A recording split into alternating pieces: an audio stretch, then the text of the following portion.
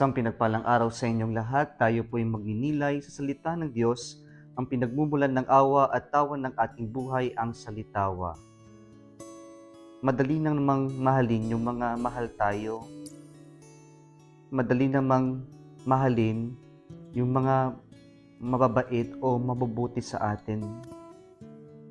Madali namang pakisamahan yung mga taong nagpapakita sa atin ng kabutihan. Ngunit hindi madali kapag po tayo ay nasaktan, lalong-lalo na kapag yung puot o yung sakit ay nagmumula sa ating mga minamahal sa buhay. Kaya ang bilin ng Panginoon natin sa ating ebanghelyo ngayon ay isa sa mga mahirap na sundin. Sabi ni Jesus sa ating ebanghelyo ngayon, "Love your enemies and pray for those who persecute you."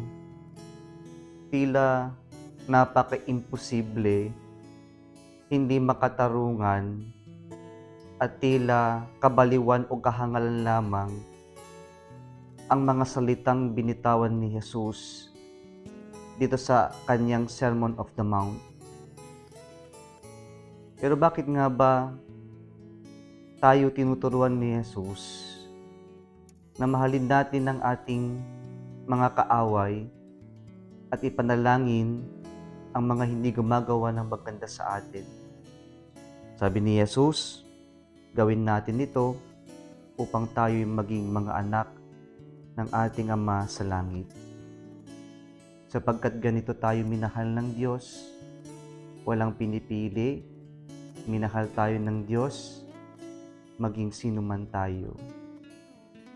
Paano ba natin gagayahin itong itinuturo ni Jesus, itong ipinadama, ipinakita ng Panginoon sa atin na agape o pagmamahal? Ang ibig pong sabihin ng love your enemies, unang-una sa lahat, wag natin sila huhusgahan.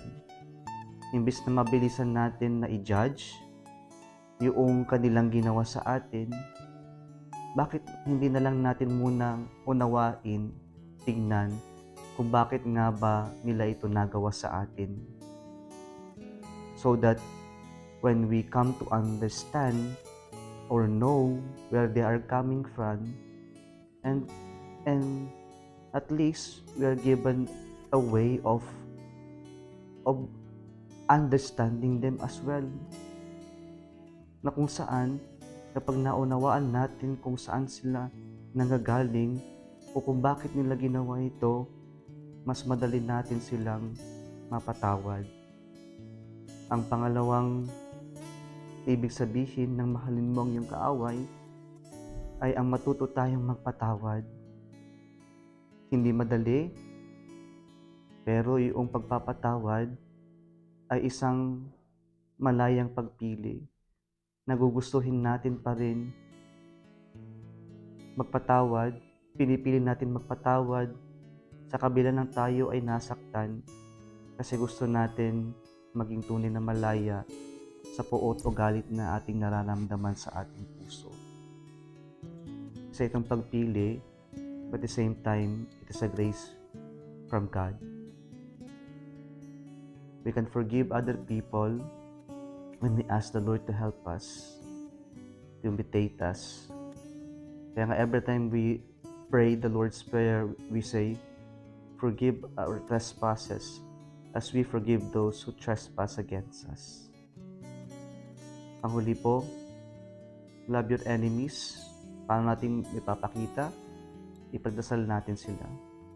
Imbis na isipan natin ng masama o gawan natin ng masama yung mga nakasakit sa atin, nais ng Diyos na ipanalangin natin sila.